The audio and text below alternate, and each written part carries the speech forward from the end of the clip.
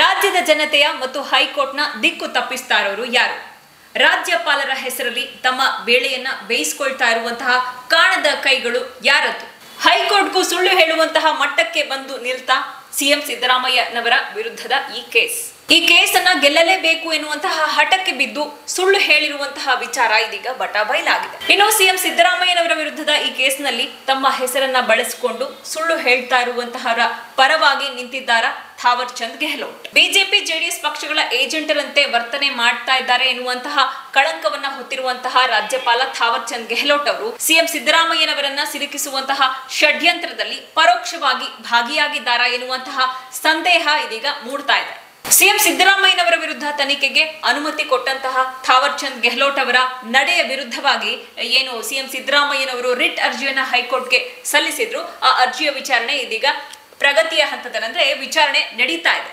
ಇನ್ನು ಸಿಎಂ ಸಿದ್ದರಾಮಯ್ಯನವರು ಸಲ್ಲಿಸಿರುವಂತಹ ಈ ರಿಟ್ ಅರ್ಜಿಯ ವಿಚಾರಣೆ ಆಗಸ್ಟ್ 19, ಆಗಸ್ಟ್ 29, ಆಗಸ್ಟ್ 31 ಮತ್ತು ಸೆಪ್ಟೆಂಬರ್ 2ರಂದು ಹೈಕೋರ್ಟ್ ನ್ಯಾಯಮೂರ್ತಿ ನಾಗಪ್ರಸನ್ನ ಅವರ ಪೀಠದಲ್ಲಿ ಸತತವಾಗಿ 4 ದಿನಗಳ ಕಾಲ ವಾದ ಪ್ರತಿವಾದ ಕೂಡ ನಡೆದಿದೆ. ಸೆಪ್ಟೆಂಬರ್ 9ರಂದು ಅಂದ್ರೆ ಇದೇ ಸೋಮವಾರ ಕರ್ನಾಟಕ ಸರ್ಕಾರದ ಪರವಾಗಿ ಅಡ್ವೊಕೇಟ್ ಜನರಲ್ ಪ್ರತಿವಾದವನ್ನ ಮಂಡಿಸಿದ ಬಳಿಕ ಸಿಎಂ ಸಿದ್ದರಾಮಯ್ಯನವರ ಪರ ವಕೀಲರಾದಂತಹ ಅಭಿಷೇಕ್ ಮನು ಸಿಂಘ್ವಿ ಅವರು ತಮ್ಮ ವಾದವನ್ನ ಹೈಕೋರ್ಟ್ನ ನ್ಯಾಯಮೂರ್ತಿಗಳ ಎದುರು ಮಂಡನೆ ಮಾಡಲಿದ್ದಾರೆ.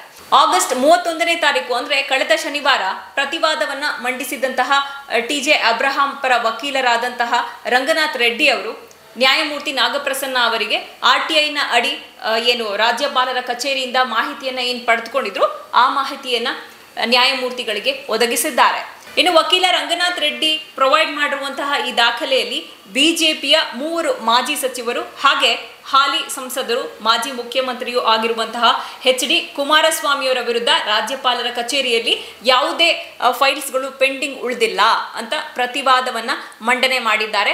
ಅಂದ್ರೆ RTIನಿಂದ ಏನು ಟಿಜೆ ಅಬ್ರಹಾಂ ಏನು ಒಬ್ಟೈನ್ ಮಾಡಿದ್ರು ಡಾಕ್ಯುಮೆಂಟ್ಸ್ನ ಅದನ್ನ ನ್ಯಾಯಮೂರ್ತಿಗಳಿಗೆ ಸಬ್ಮಿಟ್ ಮಾಡಿದ್ದಾರೆ.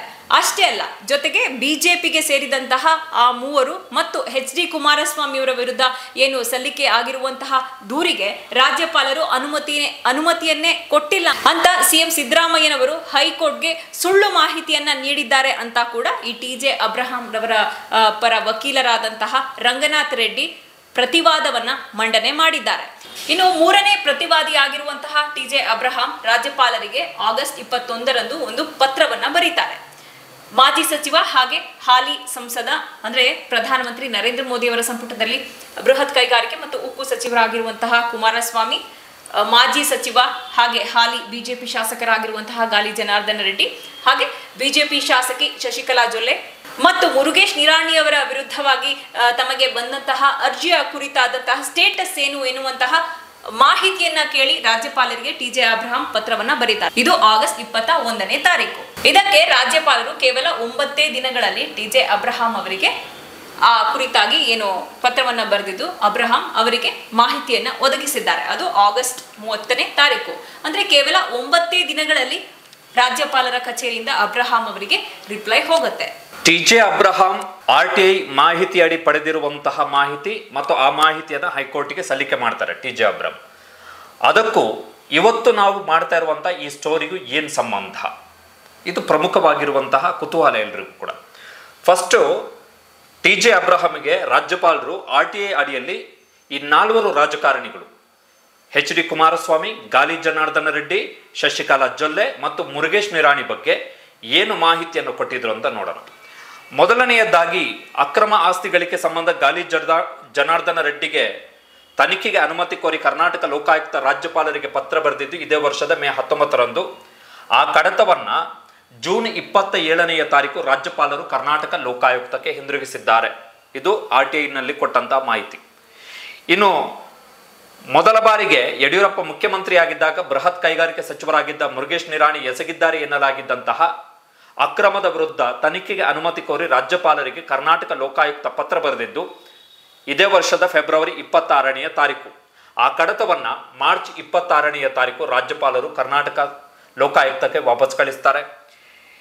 ಇನ್ನು 3ನೆಯ ಕಡತ ಯಡಿಯೂರಪ್ಪ ಮತ್ತು ಬಸವರಾಜ ಬೊಮ್ಮಾಯಿ ಸರ್ಕಾರದಲ್ಲಿ ಮಹಿಳಾ ಮತ್ತು ಮಕ್ಕಳ ಕಲ್ಯಾಣ ಸಚಿವೆಯಾಗಿದ್ದ ಶಶಿಕಲಾ ಜೊಲ್ಲೆ ವಿರುದ್ಧ ಮೊಟ್ಟೆ ಹಗರಣದಲ್ಲಿ ತನಿಖೆಗೆ ಅನುಮತಿ ಕೋರಿ ರಾಜ್ಯಪಾಲರಿಗೆ ಲೋಕಾಯುಕ್ತ ಪತ್ರವನ್ನು ಬರೆದಿತ್ತು 2021 ಡಿಸೆಂಬರ್ 9ನೇ ತಾರೀಕು 2021 ಡಿಸೆಂಬರ್ 9ನೇ ತಾರೀಕು ಆ ಕಡತವನ್ನು ರಾಜ್ಯಪಾಲರು ಕರ್ನಾಟಕ ಲೋಕಾಯುಕ್ತಕ್ಕೆ ವಾಪಸ್ ಕಳುಹಿಸಿದ್ದು ಕಳೆದ ತಿಂಗಳು, ಅಂದರೆ ಆಗಸ್ಟ್ 9ನೇ ತಾರೀಕು. ಇನ್ನು 4ನೆಯ ಕಡತ ಮಾಜಿ ಮುಖ್ಯಮಂತ್ರಿ ಕೇಂದ್ರ ಬೃಹತ್ ಕೈಗಾರಿಕೆ ಮತ್ತು ಉಕ್ಕು ಸಚಿವ ಎಚ್ ಡಿ ಕುಮಾರಸ್ವಾಮಿ ಅವರ ವಿರುದ್ಧ ಅಂತಿಮ ಆರೋಪ ಪಟ್ಟಿ ಸಲ್ಲಿಸುವುದಕ್ಕೆ ಕರ್ನಾಟಕ ಲೋಕಾಯುಕ್ತದವರು ಅನುಮತಿ ಕೋರಿ ರಾಜ್ಯಪಾಲರಿಗೆ ಪತ್ರ ಬರೆದಿದ್ದು ನವೆಂಬರ್ 21, 2023ರಲ್ಲಿ, ಅಂದರೆ ಕಳೆದ ವರ್ಷ. ಈ ಕಡತವನ್ನು ರಾಜ್ಯಪಾಲರು ಕರ್ನಾಟಕ ಲೋಕಾಯುಕ್ತಕ್ಕೆ ವಾಪಸ್ ಕಳುಹಿಸಿದ್ದು 1 ತಿಂಗಳ ಹಿಂದೆ, ಅಂದರೆ ಜುಲೈ 29ನೇ ತಾರೀಕು. ಮಾಹಿತಿ ಹಕ್ಕು ಕಾಯ್ದೆಯಡಿಯಲ್ಲಿ ಪಡೆದ ಈ ದಾಖಲೆಯನ್ನ ಹೈಕೋರ್ಟ್ ನ್ಯಾಯಮೂರ್ತಿ ನಾಗಪ್ರಸನ್ನ ಅವರಿಗೆ ಸಲ್ಲಿಸಿದ್ದ ಟಿ.ಜೆ. ಅಬ್ರಹಾಂ ಪರ ವಕೀಲ ರಂಗನಾಥ್ ರೆಡ್ಡಿ ತನಿಖೆಗೆ ಅನುಮತಿ ಕೋರಿ ರಾಜ್ಯಪಾಲರ ಕಚೇರಿಯಲ್ಲಿ ಯಾವ ಕಡತಗಳು ಬಾಕಿ ಇಲ್ಲವೆಂದು ಮತ್ತು ಕಡತ ಬಾಕಿ ಇದೆ ರಾಜ್ಯಪಾಲರ ಕಚೇರಿಯಲ್ಲಿ ಈ 4ವರಿಗೆ ಸಂಬಂಧಪಟ್ಟಿದ್ದು ಅಂತೇಳಿ ಸಿದ್ದರಾಮಯ್ಯನವರು ಸುಳ್ಳು ಹೇಳಿದ್ದಾರೆ. ಹೀಗಾಗಿ ಅರ್ಜಿದಾರ ಸಿದ್ದರಾಮಯ್ಯನವರ ವಿರುದ್ಧ ಕ್ರಮಗಳನ್ನು ಕೈಗೊಳ್ಳಬೇಕು ಅಂತ ಹೇಳಿ ನ್ಯಾಯಮೂರ್ತಿ ನಾಗಪ್ರಸನ್ನ ಅವರ ಪೀಠದ ಎದುರುಗಡೆ ವಾದವನ್ನು ಮಾಡ್ತಾರೆ. ಸೊ ಅಲ್ಲಿಗೆ ಈ RTIನ ದಾಖಲೆ ಏನು ಹೈಕೋರ್ಟ್ನ ನ್ಯಾಯಮೂರ್ತಿ ಅವರಿಗೆ ಸಲ್ಲಿಕೆ ಆಯಿತು, ಆ RTIನ ಮಾಹಿತಿಯನ್ನು ನೋಡಿ ಎಲ್ಲರೂ ಆಶ್ಚರ್ಯಚಕಿತರಾದರು. ಕಾರಣ ಏನು ಅಂತ ಹೇಳಿದ್ರೆ, ಈ 4 ಕಡತಗಳು ರಾಜ್ಯಪಾಲರ ಬಳಿ ಇದ್ವು ಅಂತೇಳಿ ಗೊತ್ತಾಗಿದ್ದೇ ಮುಖ್ಯಮಂತ್ರಿ ಸಿದ್ದರಾಮಯ್ಯನವರ ವಿರುದ್ಧ ರಾಜ್ಯಪಾಲರು ತನಿಖೆಗೆ ಅನುಮತಿ ಕೊಟ್ಟ ಬಳಿಕ. ಈ ಥರದ ಕಡತಗಳು, ಈ 4 ಜನಕ್ಕೆ ಸಂಬಂಧಪಟ್ಟ ಕಡತಗಳು ಕೂಡ ಅಲ್ಲಿದ್ವು ಅಂತ. ಆದರೆ ರಾಜ್ಯಪಾಲರು ಟಿ.ಜೆ. ಅಬ್ರಹಾಮಿಗೆ ಕೊಟ್ಟಂತಹ ಮಾಹಿತಿಯಲ್ಲಿ, RTI ಮಾಹಿತಿಯಲ್ಲಿ ಹೇಳ್ತಾರೆ, ಯಾವುದೇ ಕಡತಗಳು ಬಾಕಿ ಇಲ್ಲ, ಎಲ್ಲವೂ ಕೂಡ ವಾಪಸ್ ಹೋಗಿವೆ ಅಂತ. ಹಾಗಾದ್ರೆ ನಿಜ ಏನು? ರಾಜ್ಯಪಾಲರ ಕಚೇರಿಯಿಂದ ಟಿ.ಜೆ. ಅಬ್ರಹಾಂ ಅವರಿಗೆ ಕೇವಲ 9 ದಿನದಲ್ಲಿ ಏನು ಮಾಹಿತಿಯನ್ನ ಒದಗಿಸಲಾಯಿತು, ಅದು ಇದೀಗ ಪ್ರಶ್ನಾರ್ಹವಾಗಿದೆ. ಅಂದ್ರೆ ಆಗಸ್ಟ್ 19ನೇ ತಾರೀಕಿನಿಂದಲೇ ಈ ಅರ್ಜಿಯ ಕುರಿತಾಗಿ ವಾದ ಪ್ರತಿವಾದಗಳು ಮಂಡನೆಯಾಗ್ತಾ ಇತ್ತು. ಆ ಪ್ರಾಸೆಸ್ ನಡೀತಾ ಇರುವಂತಹ ವೇಳೆಯಲ್ಲೇ ರಾಜ್ಯಪಾಲರು ಈ ಮಾಹಿತಿಯನ್ನ ಒದಗಿಸಿರುವಂತಹದ್ದು ಇದೀಗ ಪ್ರಶ್ನಾರ್ಹವಾಗಿದೆ. ಅಬ್ರಹಾಂ ಅವರು ಹೈಕೋರ್ಟ್ಗೆ ಕೊಟ್ಟಂತಹ ಆ ದಾಖಲೆಯ ಸತ್ಯ ಈಗ ಬಯಲಾಗಿದೆ. ತನಿಖೆಗೆ ಅನುಮತಿಯನ್ನ ಕೋರಿ ರಾಜ್ಯಪಾಲರ ಕಚೇರಿಯಲ್ಲಿ ಯಾವುದೇ ದಾಖಲೆಗಳು ಇಲ್ಲ ಅಂತ ಟಿ.ಜೆ. ಅಬ್ರಹಾಂ ಮಾಡಿದ್ದಂತಹ ವಾದ ಇದೀಗ ಸುಳ್ಳು ಅನ್ನೋದು ಬಯಲಾಗಿದೆ. ಇನ್ನು ಅಕ್ರಮ ಆಸ್ತಿ ಗಳಿಕೆ ಪ್ರಕರಣದಲ್ಲಿ ಗಾಲಿ ಜನಾರ್ದನ ರೆಡ್ಡಿ ಅವರ ವಿರುದ್ಧ ತನಿಖೆಗೆ ಅನುಮತಿಯನ್ನ ಕೋರಿ ಕರ್ನಾಟಕ ಲೋಕಾಯುಕ್ತ ಸಲ್ಲಿಸಿದಂತಹ ಕಡತವನ್ನ ರಾಜ್ಯಪಾಲರು ವಾಪಸ್ ಕಳುಹಿಸಿದ್ದಾರೆ. ಇನ್ನು ಹೀಗೆ ಫೈಲನ್ನು ಯಾಕೆ ವಾಪಸ್ ಕಳಿಸಿದೆ ನಾನು ಎನ್ನುವಂತಹ ಕುರಿತಾಗಿ ರಾಜ್ಯಪಾಲರು ಕಾರಣವನ್ನು ಕೊಟ್ಟಿದ್ದಾರೆ. ಆ ಕಾರಣ ಏನಪ್ಪಾ ಅಂದ್ರೆ, ನನಗೆ ಕನ್ನಡ ಬರೋದಿಲ್ಲ, ಇಂಗ್ಲಿಷ್ನಲ್ಲಿ ಭಾಷಾಂತರ ಮಾಡಿ ಕೊಡಿ ಈ ಫೈಲನ್ನು ಎನ್ನುವಂತಹ ರಿಪ್ಲೈಯನ್ನು ಕೊಟ್ಟು ಗಾಲಿ ಜನಾರ್ದನ ರೆಡ್ಡಿ ಅವರ ಫೈಲನ್ನು ವಾಪಸ್ ಕಳಿಸ್ತಾರೆ ಲೋಕಾಯುಕ್ತ ಪೊಲೀಸರಿಗೆ. ಹಾಗೆ ಎರಡನೆಯದಾಗಿ ಮೊಟ್ಟೆ ಹಗರಣದಲ್ಲಿ ಭಾಗಿಯಾಗಿರುವಂತಹ ಆರೋಪವನ್ನ ಎದುರಿಸಿದಂತಹ ಮಾಜಿ ಸಚಿವೆ ಶಶಿಕಲಾ ಜೊಲ್ಲೆ ಅವರ ವಿರುದ್ಧದ ಲೋಕಾಯುಕ್ತ ತನಿಖೆಗೆ ರಾಜ್ಯಪಾಲ ಥಾವರ್ ಚಂದ್ ಗೆಹ್ಲೋಟ್ ಅವರು ಅನುಮತಿಯನ್ನೇ ಕೊಟ್ಟಿಲ್ಲ. ಸೊ ಇದೊಂದೇ ಪ್ರಕರಣವನ್ನ ರಾಜ್ಯಪಾಲರು ಅಫಿಷಿಯಲಿ ಡಿಸ್ಪೋಸ್ ಮಾಡಿದ್ದಾರೆ, ಅಂದ್ರೆ ನಿರ್ಧಾರಕ್ಕೆ ಬಂದಿದ್ದಾರೆ ದಟ್ ನಾನು ಶಶಿಕಲಾ ಜೊಲ್ಲೆ ಅವರ ಪ್ರಕರಣದಲ್ಲಿ ತನಿಖೆಗೆ ಅನುಮತಿ ಕೊಡಲ್ಲ ಎನ್ನುವಂಥದ್ದನ್ನ ಕ್ಲಿಯರ್ ಕಟ್ ಆಗಿ ಹೇಳಿದ್ದಾರೆ. ಇನ್ನು ಮಾಜಿ ಸಚಿವ ಮುರುಗೇಶ್ ನಿರಾಣಿಯವರ ವಿರುದ್ಧ ತನಿಖೆಗೆ ಅನುಮತಿ ಕೊಡಿ ಎನ್ನುವಂತಹ ಪತ್ರವನ್ನ ಬರೆದಿದ್ದಂತಹ ಲೋಕಾಯುಕ್ತ ತನಿಖಾ ತಂಡಕ್ಕೆ ಇದೇ ರಾಜ್ಯಪಾಲರು ಒಂದು ಉತ್ತರವನ್ನ ಕೊಟ್ಟಿದ್ದಾರೆ. ಅಂದ್ರೆ ಮತ್ತದೇ ಈ ಪ್ರಕರಣದ ಬಗ್ಗೆ ಸ್ಪಷ್ಟನೆ ಬೇಕು, ನನಗೆ ಈ ಕೇಸ್ ಏನಿದೆ ಅದು ನಂಗೆ ಅರ್ಥ ಆಗ್ತಾ ಇಲ್ಲ, ನನಗೆ ಸ್ಪಷ್ಟನೆ ಕೊಡಿ ಮತ್ತಷ್ಟು ಎನ್ನುವಂತಹ ರಿಪ್ಲೈಯನ್ನ ಕೊಟ್ಟಿದ್ದಾರೆ ಅಷ್ಟೇ ರಾಜ್ಯಪಾಲ ಥಾವರ್ ಚಂದ್ ಗೆಹ್ಲೋಟ್ ಅವರು. ಇನ್ನು ಮಾಜಿ ಮುಖ್ಯಮಂತ್ರಿ ಕೇಂದ್ರ ಬೃಹತ್ ಕೈಗಾರಿಕೆ ಮತ್ತು ಉಕ್ಕು ಸಚಿವರಾಗಿರುವಂತಹ ಕುಮಾರಸ್ವಾಮಿಯವರ ವಿರುದ್ಧ ಅಂತಿಮವಾಗಿ ಈಗಾಗಲೇ ಲೋಕಾಯುಕ್ತ SIT ತಂಡ ಆರೋಪ ಪಟ್ಟಿಯನ್ನೇ ರೆಡಿ ಮಾಡಿ ಆಗಿದೆ. ಆದರೆ ಈ ಆರೋಪ ಪಟ್ಟಿಯನ್ನ ಸಲ್ಲಿಕೆ ಮಾಡೋದಕ್ಕೆ ನಮಗೆ ಅನುಮತಿ ಕೊಡಿ ಎನ್ನುವಂತಹ ಕುರಿತಾಗಿ ರಾಜ್ಯಪಾಲರಿಗೆ ಲೋಕಾಯುಕ್ತ ತನಿಖಾ ತಂಡ 2 ಬಾರಿ ಪತ್ರವನ್ನ ಬರೆದಿದೆ. ಆದ್ರೂ ಕೂಡ ಇದೀಗ ರಾಜ್ಯಪಾಲರು ಹೇಳ್ತಾ ಇರುವಂತಹ ಒಂದೇ ಮಾತು ಏನಂದ್ರೆ, ಅಗೇನ್ ನನಗೆ ಕನ್ನಡ ಬರೋದಿಲ್ಲ, ಇದನ್ನ ಇಂಗ್ಲಿಷ್ಗೆ ಟ್ರಾನ್ಸ್ಲೇಟ್ ಮಾಡಿ ಕಳಿಸಿ, ಆ ನಂತರ ನಾನು ನೋಡ್ತೇನೆ ಎನ್ನುವಂತಹ ರಿಪ್ಲೈಯನ್ನ ಥಾವರ್ ಚಂದ್ ಗೆಹ್ಲೋಟ್ ಅವರು ಕೊಟ್ಟಿದ್ದಾರೆ. ಸೊ ಲತಾ ಅವರು 4 ರಾಜಕಾರಣಿಗಳಿಗೆ ಸಂಬಂಧಪಟ್ಟ ಹಾಗೆ ರಾಜ್ಯಪಾಲರು RTIನಲ್ಲಿ ಕೊಟ್ಟಂತಹ ಮಾಹಿತಿ ಏನಿತ್ತು ಮತ್ತು ಆಕ್ಚುಲಿ ಏನಾಗಿದೆ ಎನ್ನುವಂಥದ್ರ ಒಂದು ಪ್ರಮುಖ ಅಂಶವನ್ನು ಹೇಳಿದ್ರು. ಎಲ್ಲ ಫೈಲುಗಳು ಕೂಡ ವಾಪಸ್ ಹೋಗಿವೆ. RTI ಕೂಡ ಇರುವಂಥದ್ದು ರಿಟರ್ನ್ಡ್ ಅಂತ. ಯಾವ ಅಥಾರಿಟಿ ನನಗೆ ಈ ಫೈಲನ್ನು ಸಬ್ಮಿಟ್ ಮಾಡ್ತೋ ಆ ಅಥಾರಿಟಿ, ಆ ಪ್ರಾಧಿಕಾರಕ್ಕೆ ನಾನು ಈ ಫೈಲನ್ನು ಸಬ್ಮಿಟ್ ಮಾಡಿದ್ದೀನಿ ಎನ್ನುವಂಥ ಅಂಶವನ್ನು ರಾಜ್ಯಪಾಲರು ಹೇಳಿದ್ದಾರೆ. ಬಟ್ ಕಾರಣ ಏನು? ಲತಾ ಅವರು ಗಾಲಿ ಜನಾರ್ದನ ರೆಡ್ಡಿ ಕೇಸಲ್ಲಿ ಯಾವ ಕಾರಣಕ್ಕೆ ರಿಟರ್ನ್ ಕಳಿಸಿದ್ರು, ಶಶಿಕಲಾ ಜೊಲ್ಲೆ ಕೇಸಲ್ಲಿ ನಿರ್ಧಾರ ತೆಗೆದುಕೊಂಡ್ರು, ಮತ್ತು ಮುರುಗೇಶ್ ನಿರಾಣಿ ಹಾಗೂ ಕುಮಾರಸ್ವಾಮಿ ಅವರ ಪ್ರಕರಣದಲ್ಲಿ ರಾಜ್ಯಪಾಲರ ತೀರ್ಮಾನ ಏನಿತ್ತು ಎನ್ನುವಂಥ ಅಂಶವನ್ನು ಹೇಳಿದ್ದಾರೆ. ಇಲ್ಲಿ ಕುಮಾರಸ್ವಾಮಿ ಕಡತ ವೆರಿ ಇಂಪಾರ್ಟೆಂಟ್ ಅಂತ ಅನಿಸಿದ್ದು, ಮೊದಲ ಬಾರಿಗೆ ಮುಖ್ಯಮಂತ್ರಿ ಆಗಿದ್ದಾಗ ಅಸ್ತಿತ್ವವೇ ಇಲ್ಲದ ಬೋಗಸ್ ನಕಲಿ ಫ್ರಾಡ್ ಕಂಪನಿಯೊಂದಕ್ಕೆ ಈ ರಾಜ್ಯದ ಸಾಂವಿಧಾನಿಕ ಹುದ್ದೆಯಲ್ಲಿರುವಂತಹ ಯಾರ ಹೆಸರಲ್ಲಿ ರಾಜ್ಯದಲ್ಲಿ ಕಾರ್ಯಾಂಗ ನಡೆಯುತ್ತೋ ಆ ಹುದ್ದೆಯಲ್ಲಿದ್ದಂತಹ ಒಬ್ಬ ವ್ಯಕ್ತಿ ಅಂದರೆ ಮುಖ್ಯಮಂತ್ರಿ ತನ್ನ ಸಹಿಯನ್ನು ಹಾಕಿ ಒಂದು ನಕಲಿ ಬೋಗಸ್ ಫ್ರಾಡ್ ಕಂಪನಿಗೆ ಬಳ್ಳಾರಿ ಜಿಲ್ಲೆಯಲ್ಲಿ 550 ಎಕರೆ ಅರಣ್ಯ ಪ್ರದೇಶದಲ್ಲಿ ಗಣಿಗಾರಿಕೆಗೆ ಗುತ್ತಿಗೆಯನ್ನು ಕೊಡ್ತಾರೆ. Mister H D. ಕುಮಾರಸ್ವಾಮಿ ಪ್ರಾಮಾಣಿಕ ರಾಜಕಾರಣಿ. ಸೊ ಈ ಪ್ರಾಮಾಣಿಕ ರಾಜಕಾರಣಿಯ ವಿರುದ್ಧ SIT ಅವರು ತನಿಖೆ ಮಾಡಿ ಅಂತಿಮ ಆರೋಪ ಪಟ್ಟಿಯನ್ನು ಸಲ್ಲಿಸೋದಕ್ಕೆ ಕಳೆದ ವರ್ಷದ ನವೆಂಬರ್ 23ನೇ ತಾರೀಕು ಮಾನ್ಯ ರಾಜ್ಯಪಾಲರಿಗೆ ಅರ್ಜಿಯನ್ನು ಸಲ್ಲಿಸ್ತಾರೆ, ನಮಗೆ ಅನುಮತಿಯನ್ನು ಕೊಡಿ ಅಂತೇಳಿ. ಆದರೆ ರಾಜ್ಯಪಾಲರು ಅನುಮತಿಯನ್ನು ಕೊಡಲ್ಲ. ಯಾವಾಗ ಸಿದ್ದರಾಮಯ್ಯನವರ ಪ್ರಕರಣದ ವಿಷಯ ತುಂಬ ಟೀಕೆಗೆ ಒಳಗಾಯಿತು ರಾಜ್ಯಪಾಲರ ವರ್ತನೆ, ಆಗ ಘನತೆವೆತ್ತ ರಾಜ್ಯಪಾಲರು ನಿದ್ದೆಯಿಂದ ಎಚ್ಚೆತ್ಕೊಂಡ್ರು.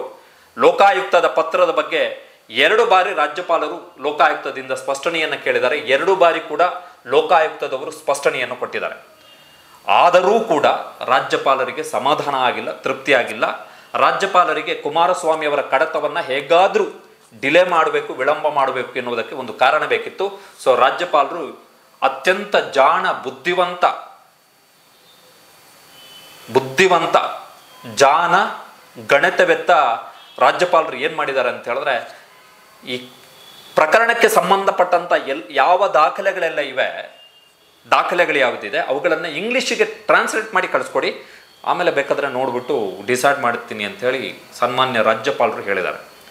ಈ ಮುಖಾಂತರ ಕುಮಾರಸ್ವಾಮಿ ವಿರುದ್ಧ ಆರೋಪ ಪಟ್ಟಿ ಸಲ್ಲಿಕೆಗೆ ಅನುಮತಿ ನೀಡುವುದಕ್ಕೆ ರಾಜ್ಯಪಾಲ ಥಾವರ್ ಚಂದ್ ಗೆಹ್ಲೋಟ್ ಬರೋಬ್ಬರಿ 10 ತಿಂಗಳು ಕಾಲಹರಣ ಮಾಡಿರುವಂಥದ್ದು. ಬರೋಬ್ಬರಿ 10 ತಿಂಗಳು. ಕಾನೂನಿನ ವಿಚಿತ್ರ ಹೆಗ್ಗೇನಿಲ್ಲಿ, ಕಾನೂನಿನ ಮೂಲಕ ಸ್ಥಾಪಿತವಾದಂತಹ ರಾಜ್ಯದ ಪ್ರಮುಖ ತನಿಖಾ ಸಂಸ್ಥೆ ಪ್ರೀಮಿಯರ್ ಇನ್ವೆಸ್ಟಿಗೇಷನ್ ಏಜೆನ್ಸಿ ಲೋಕಾಯುಕ್ತವೇ ಕುಮಾರಸ್ವಾಮಿ ವಿರುದ್ಧ ಸುದೀರ್ಘ ತನಿಖೆ ನಡೆಸಿ ಅಂತಿಮ ಆರೋಪ ಸಿದ್ಧಪಡಿಸಿ ಗಣಿತವೆತ್ತ ರಾಜ್ಯಪಾಲರೇ ನಿಮ್ಮ ಒಪ್ಪಿಗೆ ಬೇಕು ಅಂತೇಳಿ ಒಂದು ಅಪ್ಲಿಕೇಶನ್ ಅನ್ನು ಹಾಕಿದ್ರೆ ಅದಕ್ಕೆ ರಾಜ್ಯಪಾಲರಿಗೆ ಸಮಾಧಾನ ಆಗಲ್ಲ, ತೃಪ್ತಿ ಆಗಲ್ಲ. ಆದರೆ TJ ಅಬ್ರಹಾಂ ಎನ್ನುವಂತಹ ಒಬ್ಬ ವ್ಯಕ್ತಿ, on individual, A private person, Abhishek Manu Singhvi ಅವ್ರಿಗೆ ಹೇಳಿದ್ರಲ್ಲ, ಬೀದಿಯಲ್ಲಿ ಹಿಂಗೆ ಹೋಗ್ತಾ ಇದ್ದಾಗ ರಾಜಭವನದ ಬೋರ್ಡ್ ನೋಡಿಬಿಟ್ಟು TJ ಅಬ್ರಹಾಮಿಗೆ ರಾಜಭವನ ಇಲ್ಲಿದೆ, ಒಂದು ಅಪ್ಲಿಕೇಶನ್ ಹಾಕ್ಬಿಡೋಣ, ಆ ಲೆವೆಲ್ದು ಕೇಸು ಸಿದ್ದರಾಮಯ್ಯ ವಿರುದ್ಧ ಹಾಕಿರೋ ಕೇಸು. ಸೊ TJ ಅಬ್ರಹಾಂ ಆ ಮನಸ್ಥಿತಿಯಲ್ಲಿ ಹಾಕಿರುವಂಥ ಒಂದು ಕೇಸಿಗೆ ನಾನು TJ ಅಬ್ರಹಾಂ ವಾದವನ್ನು ಗಂಟೆಗಟ್ಟಲೆ ಕೂತು ಆಲಿಸಿದ ಮೇಲೆ ನನಗೆ ಅನಿಸ್ತು ಸಿದ್ದರಾಮಯ್ಯನವರ ವಿರುದ್ಧ ಪ್ರೈಮಾ ಫೇಸಿ ಗಂಭೀರವಾದಂತಹ ಪ್ರಕರಣ ಇದೆ ಅಂಥೇಳಿ ನನಗೆ ಅನಿಸಿದ್ರಿಂದ ನಾನು ತನಿಖೆಗೆ ಅನುಮತಿ ಕೊಟ್ಟೆ ಅಂತ ರಾಜ್ಯಪಾಲರು ಹೇಳಿದ್ದಾರೆ. ಆದರೆ ಕರ್ನಾಟಕ ಲೋಕಾಯುಕ್ತ ಒಂದು ಫ್ರಾಡು, ಬೋಗಸ್, ನಕಲಿ, ಅಸ್ತಿತ್ವದ ಇಲ್ಲದಂತಹ ಫೇಕ್ ಕಂಪನಿಗೆ ಈ ರಾಜ್ಯದ ಮುಖ್ಯಮಂತ್ರಿ ತನ್ನ ಸಿಗ್ನೇಚರ್ ಹಾಕಿ ಗಣಿ ಗುತ್ತಿಗೆಯನ್ನು ಕೊಟ್ಟಿದ್ದು ಅಕ್ರಮ ಮಾಡಿದ್ದಾರೆ ಅಂತೇಳಿ ತನಿಖೆ ನಡೆಸಿ ಅಂತಿಮ ಆರೋಪ ಪಟ್ಟಿಯನ್ನು ಸಲ್ಲಿಕೆ ಮಾಡೋದಕ್ಕೆ ಅನುಮತಿ ಕೇಳಿದ್ರೆ ರಾಜ್ಯಪಾಲರು ಕೊಟ್ಟಿಲ್ಲ. ಸೊ ರಾಜ್ಯಪಾಲರಿಗೆ ಈ TJ ಅಬ್ರಹಾಂ ಎನ್ನುವಂಥ ವ್ಯಕ್ತಿಯ ಮೇಲೆ ಇರುವಂತಹ ವಿಶ್ವಾಸ, ನಂಬಿಕೆ, ಗೌರವ ಅಥವಾ ಪ್ರೇಮ, ಅಕ್ಕರೆ, ಮಮಕಾರ Karnataka Lokayukta which established under the law, ಕಾನೂನಿನ ಅಡಿಯಲ್ಲಿ ಸ್ಥಾಪಿತವಾದಂಥ ಒಂದು ತನಿಖಾ ಸಂಸ್ಥೆಯ ಮೇಲೆ ಈ ರಾಜ್ಯದ ರಾಜ್ಯಪಾಲರಿಗೆ, ಸಾಂವಿಧಾನಿಕ ವ್ಯಕ್ತಿಗೆ ಇಲ್ಲ ಅಂತ ಹೇಳಿದ್ರೆ ಬಹುಶಃ TJ ಅಬ್ರಹಾಂ ಈತನನ್ನೇ ಕರ್ನಾಟಕ ಲೋಕಾಯುಕ್ತದ ಹೆಡ್ ಅಂತ ಮಾಡಿಬಿಟ್ರು ತಪ್ಪೇನು ಇಲ್ಲ. ಇನ್ನು ಮೇ 13ನೇ ತಾರೀಕು ಅಂದ್ರೆ ಇದೇ ವರ್ಷ ಮೇ 13ನೇ ತಾರೀಕು ಲೋಕಾಯುಕ್ತ ತನಿಖಾ ತಂಡ ಬಿಜೆಪಿಯ ಶಾಸಕ ಗಾಲಿ ಜನಾರ್ದನ ರೆಡ್ಡಿ ಅವರ ವಿರುದ್ಧ ನಮಗೆ ತನಿಖೆ ಮಾಡುವಂತೆ ಅನುಮತಿ ಬೇಕು ಅಂತ ಪತ್ರವನ್ನ ಬರೆದಿದ್ದು ಮೇ 13ನೇ ತಾರೀಕು, ಅಂದ್ರೆ ಇದೇ ವರ್ಷ ಮೇ 13ನೇ ತಾರೀಕು. ಆದ್ರೆ ಈ ಪತ್ರದ ಬಗ್ಗೆ, ಈ ಅರ್ಜಿಯ ಬಗ್ಗೆ ತಲೆಯನ್ನೇ ಕೆಡಿಸಿಕೊಳ್ಳದಂತಹ ನಮ್ಮ ರಾಜ್ಯಪಾಲ ಥಾವರ್ ಚಂದ್ ಗೆಹ್ಲೋಟ್ ಇದೀಗ ಅಂದ್ರೆ ಆಗಸ್ಟ್ 29ನೇ ತಾರೀಕು ಅವರು ಲೋಕಾಯುಕ್ತ ತನಿಖಾ ತಂಡಕ್ಕೆ ರಿಪ್ಲೈನ ಕೊಟ್ಟಿದ್ದಾರೆ. ದಟ್ ನನಗೆ ಭಾಷಾಂತರವನ್ನ ಮಾಡಿ ಕೊಡಿ ನಿಮ್ಮ ಅರ್ಜಿಯನ್ನ, ನನಗೆ ಕನ್ನಡ ಬರೋದಿಲ್ಲ ಎನ್ನುವಂತಹ ಸ್ಪಷ್ಟನೆಯನ್ನ ಕೇಳಿರೋದು. ಅದೊಂದು ರೀಸನ್ ಇದೆಯಲ್ಲ, ಅದು ಇದೀಗ ಪ್ರಶ್ನಾರ್ಹವಾಗಿದೆ. ಇನ್ನು ಮುರುಗೇಶ್ ನಿರಾಣಿಯವರ ಪ್ರಕರಣದಲ್ಲೂ ಕೂಡ ರಾಜ್ಯಪಾಲರ ಅನುಮತಿಯನ್ನ ಕೋರಿ ಲೋಕಾಯುಕ್ತ ಪೊಲೀಸರು ಅಂದ್ರೆ 7 ತಿಂಗಳ ಹಿಂದೆ ಪತ್ರವನ್ನ ಬರೆದಿದ್ರು ಇದೇ ರಾಜ್ಯಪಾಲರಿಗೆ. ಆದ್ರೆ ಈ ಪ್ರಕರಣಕ್ಕೆ ಸಂಬಂಧಿಸಿದಂತೆ ಮತ್ತೆ ರಾಜ್ಯಪಾಲರು ಸ್ಪಷ್ಟನೆಯನ್ನ ಕೇಳಿದ್ದಾರೆ. ಆದ್ರೆ ಆಗಸ್ಟ್ 30ರಂದು ಟಿ.ಜೆ. ಅಬ್ರಹಾಂ ಅವರಿಗೆ ರಾಜಭವನದಿಂದ ಹೋದಂತಹ ಉತ್ತರದಲ್ಲಿ ಯಾಕೆ ತಾವು ಆ 3 ಕಡತಗಳನ್ನ 29ನೇ ತಾರೀಕು ವಾಪಸ್ ಮಾಡಿದ್ದು ಎನ್ನುವಂತಹ ಕುರಿತಾಗಿ ಕಾರಣವನ್ನೇ ಕೊಟ್ಟಿಲ್ಲ ರಾಜ್ಯಪಾಲರ ಕಚೇರಿ. ಸೊ ಹೀಗಾಗಿ ಮೇಲ್ನೋಟಕ್ಕೆ ಗೊತ್ತಾಗ್ತಾ ಇದೆ ದಟ್ ರಾಜ್ಯಪಾಲರು ಇಲ್ಲಿ ಯಾವುದೋ ಒಂದು ಸತ್ಯಾಂಶವನ್ನ ಮರೆಮಾಚೋಕೆ ಟ್ರೈ ಮಾಡ್ತಾ ಇದ್ದಾರೆ ಅಂತ. ಸಾಂವಿಧಾನಿಕ ಹುದ್ದೆಯಲ್ಲಿರುವ ರಾಜ್ಯಪಾಲ ಥಾವರ್ ಚಂದ್ ಗೆಹ್ಲೋಟ್ ನಡೆದುಕೊಳ್ಳುವ ರೀತಿಯೇ ಈಗ ಪ್ರಶ್ನಾರ್ಥಕವಾಗಿ ಕಾಡ್ತಾ ಇದೆ. ಮಂಗಳವಾರವಷ್ಟೇ ಅಂದ್ರೆ ಸೆಪ್ಟೆಂಬರ್ 3ನೇ ತಾರೀಕು ತಮಿಳುನಾಡು ಸಚಿವರಾಗಿದ್ದ ಸೆಂಥಿಲ್ ಬಾಲಾಜಿ ಪ್ರಕರಣದಲ್ಲಿ ಸುಪ್ರೀಂ ಕೋರ್ಟ್ನ ದ್ವಿಸದಸ್ಯ ಪೀಠ ತಮಿಳುನಾಡು ರಾಜ್ಯಪಾಲ ಎನ್ ರವಿ ಅವರಿಗೆ ಕಟು ಪ್ರಶ್ನೆಗಳನ್ನು ಕೇಳಿತು. ಮಾಜಿ ಸಚಿವ ಸೆಂಥಿಲ್ ಬಾಲಾಜಿ ವಿರುದ್ಧ ತನಿಖೆಗೆ ಅನುಮತಿ ಕೋರಿ ತಮಿಳುನಾಡು ರಾಜ್ಯಪಾಲ ಎನ್ ರವಿಗೆ ಇದೇ ವರ್ಷದ ಜನವರಿ 4ನೇ ತಾರೀಕು ಅರ್ಜಿ ಸಲ್ಲಿಸಲಾಯಿತು ರಾಜ್ಯಪಾಲರಿಗೆ, ತಮಿಳುನಾಡು ರಾಜ್ಯಪಾಲರಿಗೆ. ಆದರೆ ತಮಿಳುನಾಡಿನ ರಾಜ್ಯಪಾಲರು ಅಲ್ಲಿನ ಮಾಜಿ ಸಚಿವ ಸೆಂಥಿಲ್ ಬಾಲಾಜಿ ವಿರುದ್ಧ ತನಿಖೆಗೆ ಅನುಮತಿಯನ್ನು ಕೊಟ್ಟಿದ್ದು ಕಳೆದ ತಿಂಗಳು ಅಂದರೆ ಆಗಸ್ಟ್ 23ನೇ ತಾರೀಕು. ತನಿಖೆಗೆ ಅನುಮತಿ ನೀಡುವುದಕ್ಕೆ ರಾಜ್ಯಪಾಲರು ಯಾಕೆ 7 ತಿಂಗಳು ಸಮಯ ತೆಗೆದುಕೊಂಡ್ರು ಅಂಥೇಳಿ ಸುಪ್ರೀಂ ಕೋರ್ಟ್ನ ನ್ಯಾಯಮೂರ್ತಿ ಎಸ್ ಓಕಾ ಮತ್ತು ನ್ಯಾಯಮೂರ್ತಿ ಉಜ್ವಲ್ ಬುಯಾನ್ ಪ್ರಶ್ನೆಯನ್ನ ಮಾಡಿದ್ದಾರೆ.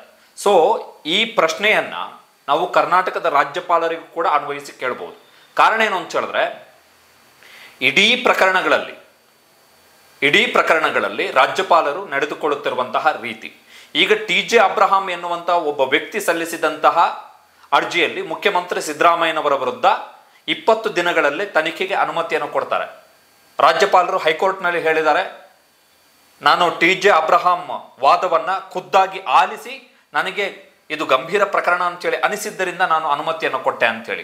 ಆದರೆ ಈ ರಾಜ್ಯದ ಪ್ರೀಮಿಯರ್ ಇನ್ವೆಸ್ಟಿಗೇಷನ್ ಏಜೆನ್ಸಿ, ಅತ್ಯಂತ ಪ್ರಮುಖ ತನಿಖಾ ಸಂಸ್ಥೆ ಲೋಕಾಯುಕ್ತ, ಕಾನೂನಿನ ಅಡಿಯಲ್ಲಿ ಸ್ಥಾಪನೆಯಾದಂತಹ ತನಿಖಾ ಸಂಸ್ಥೆಯೊಂದು ಪ್ರಮುಖ 3 ರಾಜಕಾರಣಿಗಳ ವಿಚಾರದಲ್ಲಿ ತನಿಖೆಗೆ ಅನುಮತಿ ಕೋರಿ ಅರ್ಜಿಯನ್ನು ಸಲ್ಲಿಸಿ ಸ್ಪಷ್ಟನೆಯನ್ನು ಕೊಟ್ಟಾಗಿಯೂ ಕೂಡ ಯಾಕೆ ರಾಜ್ಯಪಾಲರು ಅನುಮತಿಯನ್ನು ಕೊಟ್ಟಿಲ್ಲ? ವಿಶೇಷವಾಗಿ ಕುಮಾರಸ್ವಾಮಿ ಅವರ ಪ್ರಕರಣದಲ್ಲಿ ರಾಜ್ಯಪಾಲರು ನಡೆದುಕೊಳ್ಳುತ್ತಿರುವಂತಹ ರೀತಿಯ ವಿಚಿತ್ರ. ಕಾರಣ ಏನು ಅಂತ ಹೇಳಿದ್ರೆ ಕುಮಾರಸ್ವಾಮಿ ಪ್ರಕರಣದಲ್ಲಿ ಕುಮಾರಸ್ವಾಮಿ ವಿರುದ್ಧ ತನಿಖೆಯಾಗಿ ಆರೋಪ ಪಟ್ಟಿ ಸಿದ್ಧವಾಗಿದೆ. ಆರೋಪ ಪಟ್ಟಿ ಸಲ್ಲಿಕೆಯ ಮೇಲೆ ರಾಜ್ಯಪಾಲರು ತಡೆ ಕೊಡಲಿಕ್ಕೆ ಸಾಧ್ಯ ಇಲ್ಲ. ದಿಸ್ ಓನ್ಲಿ ಪ್ರೊಸೀಜರಲ್ ಇಶ್ಯೂ ಕಾರಣಕ್ಕೋಸ್ಕರ ಲೋಕಾಯುಕ್ತದವರು ರಾಜ್ಯಪಾಲರಿಂದ ಅನುಮತಿಯನ್ನು ಕೇಳ್ತಿದ್ದಾರೆ ಹೊರತು ತನಿಖೆ ಮಾಡಿದಂತಹ ತನಿಖಾ ಸಂಸ್ಥೆ ತಾನು ನ್ಯಾಯಾಲಯಕ್ಕೆ ಸಲ್ಲಿಸಿರುವಂತಹ ಆರೋಪ ಪಟ್ಟಿಯನ್ನ ಸಲ್ಲಿಸದೇ ಇರಕ್ಕಾಗಲ್ಲ. ರಾಜ್ಯಪಾಲರು ಅನುಮತಿಯನ್ನು ಕೊಡಲೇಬೇಕು. ಅದಕ್ಕೆ ಈ ಕಾಂಟ್ ಡಿನೈ ಪರ್ಮಿಷನ್. ಸ್ಪಷ್ಟನೆ 1000 ಕೇಳಬಹುದು ರಾಜ್ಯಪಾಲರು, ಬಟ್ 10 ತಿಂಗಳಿಂದ ರಾಜ್ಯಪಾಲರು ಏನ್ ಮಾಡ್ತಾ ಇದ್ರು? That is the question. ಈಗ ಸೆಂಥಿಲ್ ಬಾಲಾಜಿ ಪ್ರಕರಣದಲ್ಲಿ ಅಕ್ರಮ ಹಣ ವರ್ಗಾವಣೆಗೆ ಸಂಬಂಧಪಟ್ಟ ಹಾಗೆ ಸುಪ್ರೀಂ ಕೋರ್ಟ್ನಲ್ಲಿ ವಿಚಾರಣೆ ನಡೀತಾ ಇದೆ. ಆ ಪ್ರಕರಣದಲ್ಲೂ ಕೂಡ ಸುಪ್ರೀಂ ಕೋರ್ಟ್ ಕೇಳಿದ್ದು ಅದೇ, 7 ತಿಂಗಳಿಂದ ಏನ್ ಮಾಡ್ತಾ ಇದ್ರಿ ಅಂತ ಹೇಳಿ. ಬಿಕಾಸ್ ರಾಜ್ಯಪಾಲರ ಕೆಲಸ ಏನು ಇಲ್ಲ, ಅದರಲ್ಲಿ is not an investigation officer. ಅವರು ತನಿಖಾಧಿಕಾರಿ ಅಲ್ಲ ಅಥವಾ ನ್ಯಾಯಾಧೀಶನೂ ಅಲ್ಲ. ಕನ್ಸೆಂಟ್ ಬೇಕೆನ್ನುವಂಥದ್ದಷ್ಟೇ, ಅಪ್ರೂವಲ್ ಬೇಕು ಅಷ್ಟೇ ರಾಜ್ಯಪಾಲರಿಗೆ ಇರುವಂಥದ್ದು. ಮೇಲ್ನೋಟ ಕುಮಾರಸ್ವಾಮಿ ಪ್ರಕರಣದಲ್ಲಿ ಏನು ಮೇಲ್ನೋಟ? ಇನ್ವೆಸ್ಟಿಗೇಷನ್ ಆಗಿ ಚಾರ್ಜ್ ಶೀಟ್ನಲ್ಲಿ ಕುಮಾರಸ್ವಾಮಿ ಫ್ರಾಡ್ ಕಂಪನಿಗೆ, ನಕಲಿ ಕಂಪನಿಗೆ, ಬೋಗಸ್ ಕಂಪನಿಗೆ ಈ ರಾಜ್ಯದ ಗಣಿ ಸಂಪತ್ತನ್ನ ಮಾರಾಟ ಮಾಡಿದ್ದಾರೆ ಅಂಥೇಳಿ ದಾಖಲೆಗಳಿಗೆ ಸತ್ಯ ಹೇಳ್ತಾ ಇರುವಾಗ ಇನ್ನು ಏನು ಸತ್ಯಾಂಶ ಬೇಕು? ಟ್ರಾನ್ಸ್ಲೇಷನ್ ಬೇಕು ಅಂತ ಹೇಳಿದ್ರೆ ಕುಡ್ ಹ್ಯಾವ್ ಆಸ್ಕ್ಡ್ ಅರ್ಲಿಯರ್. ಆಮೇಲೆ ಈ ಪರ್ಟಿಕ್ಯುಲರ್ಲಿ ಈ ಕೇಸ್ ಯಾಕೆ ಇಂಪಾರ್ಟೆಂಟ್ ಆಗ್ತಾ ಇದೆ ಅಂತ ಹೇಳಿದ್ರೆ ಮುಖ್ಯಮಂತ್ರಿ ಸಿದ್ದರಾಮಯ್ಯನವರು ತಾವು ಸಲ್ಲಿಸಿದಂಥ ರಿಟ್ ಅರ್ಜಿಯಲ್ಲಿ ಮಾಡಿರುವಂಥ ವಾದ ಏನು ಅಂತ ಹೇಳಿದ್ರೆ ನನ್ನ ಅರ್ಜಿಯನ್ನ ಕೇವಲ 20 ದಿನದಲ್ಲಿ ಫಾರ್ ದ ಸ್ಯಾಂಕ್ಷನ್ ಅಪ್ರೂವ್ ಕೊಟ್ಟಿದ್ದಾರೆ ಅಂತ ಹೇಳಿ. ಬಟ್ ಇವರ ವಿರುದ್ಧ ಯಾಕೆ ಅಪ್ರೂವ್ ಮಾಡಿಲ್ಲ? ಹೈಕೋರ್ಟ್ನಲ್ಲಿ ರಾಜ್ಯಪಾಲರ ಪರ ವಕೀಲರು ಹೇಳಿದ್ದೇನು, ಯಾವ ಕಡತಗಳು ಬಾಕಿ ಇಲ್ಲ, ಎಲ್ಲ ರಿಟರ್ನ್ ಆಗಿದೆ. So what is the meaning of the return? Latha ಅವರು ಪಾಯಿಂಟ್ ಹೇಳಿದ್ರು, ವಾಪಸ್ ಕಳುಹಿಸುವುದು ಅಂತ ಹೇಳಿದ್ರೆ ಕಡತವನ್ನ ಸ್ಪಷ್ಟನೆ ಕೇಳಿ ವಾಪಸ್ ಕಳುಹಿಸಿದ್ದ, ಅಥವಾ ನೀವು ಕೊಟ್ಟಂತಹ ಕಡತಗಳ ಮೇಲೆ ಇಂಥದ್ದೊಂದು, ಈಗ ಫಾರ್ ಎಕ್ಸಾಂಪಲ್ ಶಶಿಕಲಾ ಜೊಲ್ಲೆ ಪ್ರಕರಣದಲ್ಲಿ ಗವರ್ನರ್ ನಾನು ಅನುಮತಿಯನ್ನು ಕೊಡಲ್ಲ ಅಂತೇಳಿ ರಿಜೆಕ್ಟ್ ಮಾಡಿ ಕಳಿಸಿದ್ದಾರೆ. So that was the decision taken.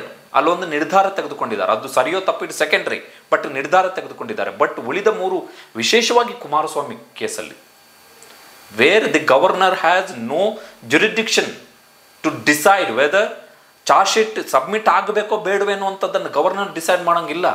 Because investigation agency ತನಿಖೆ ಮಾಡಿ ಆರೋಪ ಪಟ್ಟಿಯನ್ನು ಸಲ್ಲಿಕೆ ಮಾಡಬೇಕಾಗಿರುವಂಥದ್ದು ಕೋರ್ಟಿಗೆ. ಮಾಡಲೇಬೇಕು, ಇವತ್ತಲ್ಲ ನಾಳೆ ಮಾಡಲೇಬೇಕು. ಗವರ್ನರ್ ಯಾಕೆ ಅದರ ಮೇಲೆ ಕೂತ್ಕೊಂಡಿದ್ದಾರೆ? ಮತ್ತು ಈ ಇನ್ಫಾರ್ಮೇಷನನ್ನು ವೈ ಗವರ್ನರ್ ಡಿನೈಡ್, ಹೈಡ್ ಮಾಡಿದ್ದಾರೆ. ಕಂಟೆನ್ಷನ್ಸ್ ಇರುವಂಥದ್ದೇ ಇಲ್ಲಿ.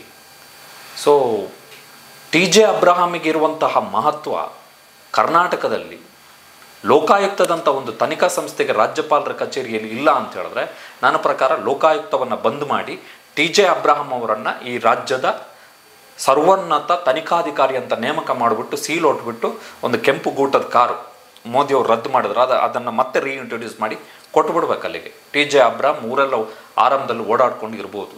This is utterly anti constitutional move governor ಕಡೆಯಿಂದ. ನನ್ನ ಪ್ರಕಾರ ಈ ಶುಡ್ ಬಿ ಸ್ಯಾಕ್ಟ್. ರಾಜ್ಯಪಾಲರನ್ನು ತೆಗೆದು ಕಿತ್ತೆಸೆದು ಗಾಜಿನ ಮನೆಯಿಂದ ಈ should be send back two is home state. ಅಥವಾ ಮೋದಿಯವರ ಕ್ಯಾಬಿನೆಟ್ನಲ್ಲಿ ಹಿಂದೆ ಮಿನಿಸ್ಟರ್ ಆಗಿದ್ದರು, ಮೋದಿ ಕರ್ಕೊಂಡೋಗಿ ತಮ್ಮ ಕ್ಯಾಬಿನೆಟ್ನಲ್ಲಿ ಯಾವುದಾದ್ರೂ ಒಂದು ಕ್ಯಾಬಿನೆಟ್ ಪೋಸ್ಟ್ ಕೊಡಲಿ. Is unfit to be a governor. Constitutional ಪೋಸ್ಟನ್ನು ಹೋಲ್ಡ್ ಮಾಡಲಿಕ್ಕೆ ಈಸ್ ಅನ್ಫಿಟ್.